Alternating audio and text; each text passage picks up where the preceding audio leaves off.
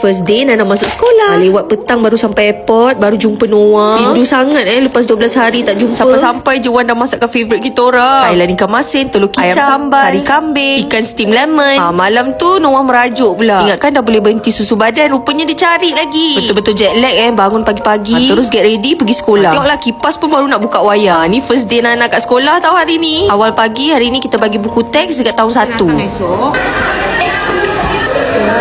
Lepas tu terus sambung kelas. Lepas habis kelas memang lapar teruk. Tadi dah makan nasi kat kantin tapi tetap lapar. Tepat 2:30 kita balik sekolah. Masuk kereta lapar lagi. Tak sampai rumah lagi singgah beli sushi dulu. Jet lag Nana ni betul-betul buatkan Nana lapar. Kita balik singgah rumah Atuk dengan Wan cari makan. Sampai-sampai je Atuk dengan Wan dah tanya pasal sekolah. Untuk tengah hari Wan masak udang gulai, kangkung belacan dengan ikan keli belado. Memang rindu sangat masakan rumah. Tengoklah betapa melantaknya Nana. Balik je rumah memang dah tak sedar. Memang berhibernate sampai ke asar. Lepas maghrib barulah kita layan si kecil ni, Mi Syadik.